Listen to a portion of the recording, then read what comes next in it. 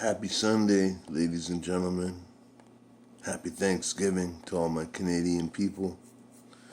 And welcome back to the Dirty Pat Walsh channel on YouTube with me, your host, Dirty Pat Walsh. We're going to have a pinch of some Copenhagen snuff. Get this pack here. So I got posed an interesting question today. Hold on just a second here. All right. It's such a labor-intensive, arduous process, packing a lip of snuff. I just wanted to skip it. So, there you go. Hope you're dipping something good.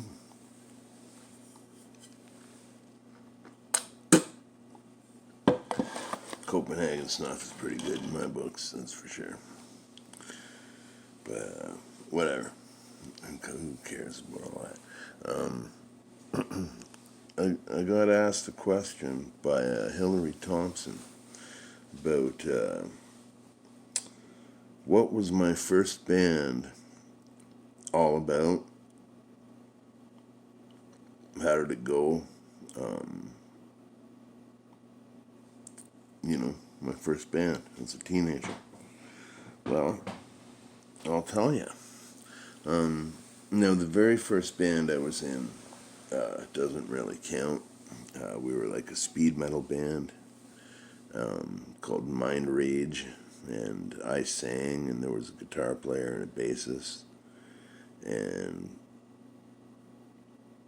it just didn't work. We didn't have a drummer.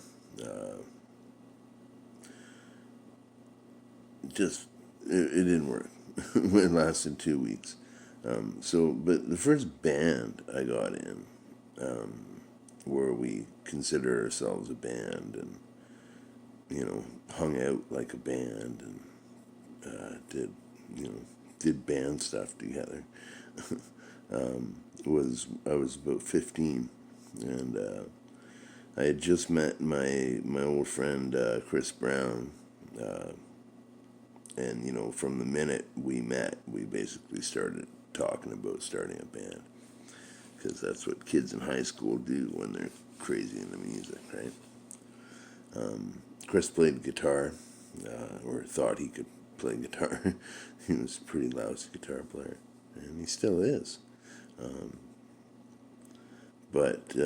So he played guitar. I sang and played harmonica, where it was kind of like, I don't know. I played a little harmonica, but I sang. This guy named Richard Harder played bass. You can use your imagination and think about why it was funny. His name was Richard Harder. But old Dick Harder, he used to have a place up in kind of the open fields of Waterdown, Ontario. It's this house his dad was flipping, and so it was just an empty house. We were all set up and practicing at this place. So we also had a drummer named Paul. He was a full-on Jehovah's Witness, but kind of a bad Jehovah's Witness. Like, he'd have a few beers with us, kind of thing. But so it was Paul on drums, Richard on bass, Chris on guitar, me on vocals, and we had a guest vocalist as well for one song. We did kind of, like, we were just teenagers. We couldn't play, so we did the best with what we had and what we knew. One of the great garage band icons of Canada is the Guess Who. We did American Woman by the Guess Who. That was a fun song to play, I gotta say. We did We did a Doors song. Might have been Break On Through to the Other Side, but it was definitely a lousy version of it. We did Bella Lugosi's Dead. See, that was the thing. The music the band was into. Like, me and Chris, we were straight up into hardcore punk rock, all that jazz. Richard liked goth music and like the Smiths and the Bauhaus and the I don't know all that gothic shit that came out in the mid '80s. You know, it was funny. We all worked at this Burger King and on Trafalgar Road.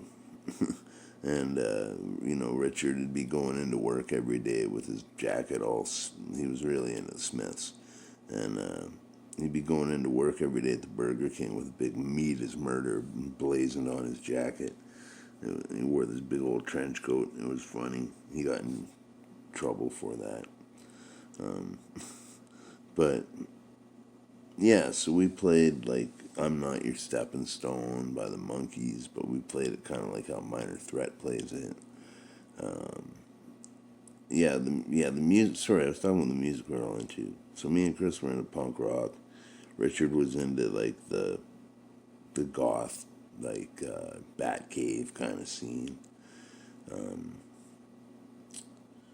Skinny Puppy stuff like that. Goth shit. Paul, the drummer, was really into like the Doors and Led Zeppelin and Pink Floyd and all the classic Q107 rock. Yeah, so we kind of mashed that all together, and yeah, we did what songs we could do. Yeah, we played the Guess Who song, a Doors song. Of course we played Bauhaus, Bella Lugosi's Dead. That was a big hit around that time, and now that was a song, I could have sung perfectly fine by myself, but our friend J.D. Mowat, I got a story about him too. Our friend J.D. Mowat wanted to be the guest singer on that song, so he sang it along with me, but he didn't know any of the words. He didn't know how it was sung or anything, so it kind of sucked.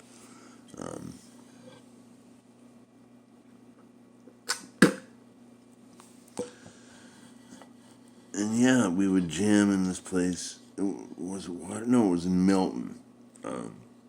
Milton. And close, right close. Um, yeah, and we'd jam up there. We'd drink up there. We'd, party, smoke dope, whatever. And it was a good time. We hung it.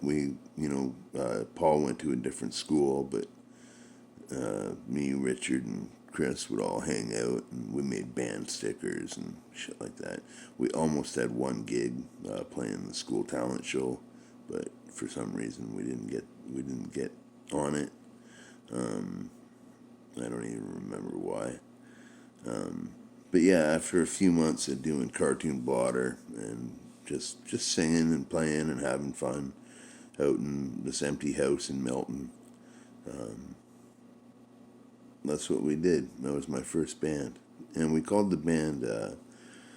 Chris wanted to name the band because he always had the best band names. He said, and Chris was kind of a domineering personality. He still is. So he wanted to name the band. He just moved here from California, right? So he was still kind of half one leg in that California kind of styles, and one half of his other leg was trying to be Canadian, you know. But yeah, he was still caught up in a lot of that. None of us really were into the California scene too much, other than a couple bands. But anyhow, what I mean is like he was really into like acid and smoking pot. We weren't really into smoking too much pot at this point. we still did it. But yeah, anyway, Chris wanted to name the band after his favorite LSD. It was this blotter style acid called Cartoon Blotter, and he loved it when he lived in California. So he wanted to name the band Cartoon Blotter, so we did. And so we were called Cartoon Blotter, and very mismatched set of people to be playing music together. It didn't last, of course. Eventually, Chris told me, and we were sitting in his bedroom at his mom's house smoking cigarettes, and he just threw his guitar on the bed and he said, "Yeah, man, I'm gonna bail from Cartoon Blotter," and that was basically it. It was over. So that's how that went. That was my first high school garage rock band.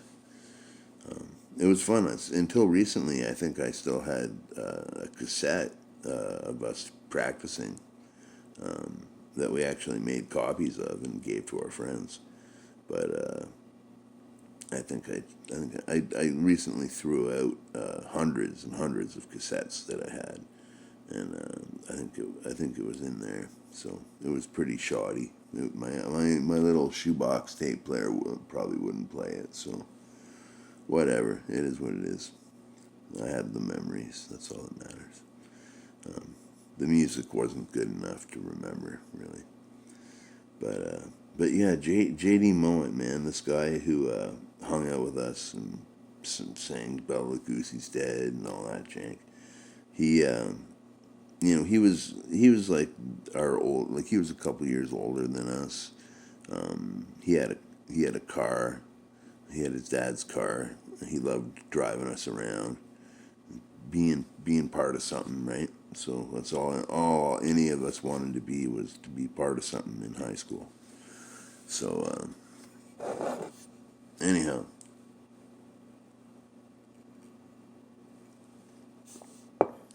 I'm still in contact with JD over Facebook. JD was a incredible liar. I'll do a video on him and his lion sometime maybe, if I feel like it. I don't want to diss him. He's a dear old friend of mine. But yeah, he was a compulsive liar for sure. But my harmonica student Erin, her boyfriend, just bought a pair of old Doc Martin boots off some fella in Toronto who said that he knew me from high school, and he was part of the Warehouse of Strangers group. So I thought it must be JD. So I got her to find out the name, and sure enough, it was my old friend JD.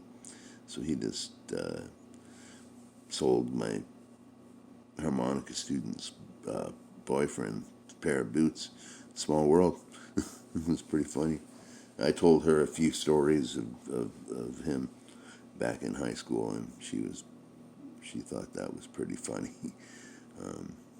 Yeah, I'll have to talk about JD some other time. The first band I ever performed with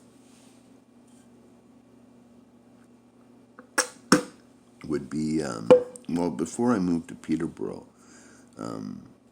After Cartoon Blotter broke up, me and Chris were still good buddies, right? So what we drank a lot when we got, we drank a lot, and it escalated when we became legal age of drinking, which was right before I moved to Peterborough. So him and I would get horrendously drunk at parties, and he would bang on a pickle bucket, and I would play this crappy old nylon string guitar that we had, and we'd just sing punk songs at parties, and people would be annoyed by it. But that was right before I left town. When I moved to Peterborough, I started out as a solo performer. I didn't have a band, and I did that for a couple of years, I think. Just that, and but Chris moved to Peterborough, I guess because he couldn't live without me at the time, and he moved here with a bunch of my old friends. He's the only one who stayed, But him, and then shortly after we both were here, we met Kathy Patch. She's now Charlie Patch. They are now Charlie Patch. And the three of us started Wine with Everything, and that was really the first band that I ever performed with that had any longevity, and we did multiple gigs with, and people still remember us. So Wine with Everything was my first real band that did gigs and stuff like that. But yeah, that's how it went. Pre in the beginnings, back in the beginnings of my musical performance life. Good times, good fun. But one of the reasons I left Oakville. I left Oakville for numerous reasons, but one of them was because I wanted to do more artistic things and do things like start a band. And, I had visited here and I knew that I could do all that here. And so that's one of the big reasons I left Oakville to move here, was because I knew I could pursue all the artistic things that I wanted to pursue that I couldn't pursue in Oakville. At least that was apparent. That was apparent at the time in Oakville. It was very good that I left Oakville. Let me just put it that way. There wasn't anything there for me. So, especially not in the art scene. So, but yeah. So there you go, Hillary. That's my first band, Cartoon Blotter. It was my first high school band. We never played a gig. And my first band that started performing was Wine with Everything here in Peterborough, Ontario.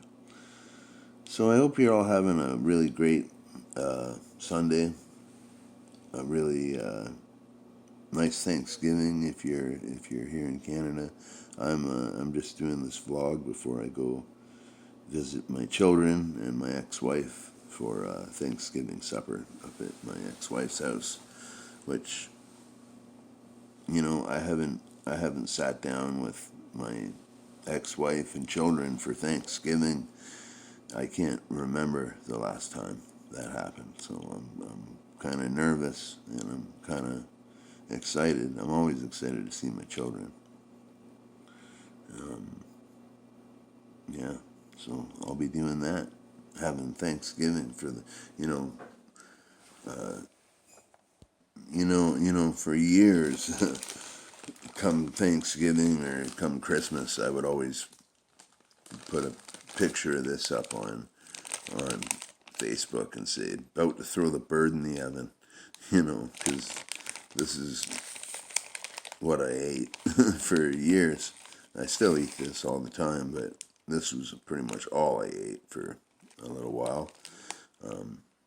I'd get ramens and I'd get cranberry sauce at the food bank.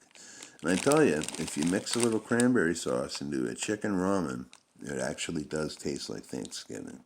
So, pro tip on the food bank line: chicken ramen and cranberry sauce. That shit you get in a can, the Ocean Spray or whatever it is, delicious in a mashed up chicken ramen. Maybe throw a few Doritos on top too, just to make it extra festive. But all right, people. Best of all things to all of you, and be well. And I will see you in the next video. Bye now.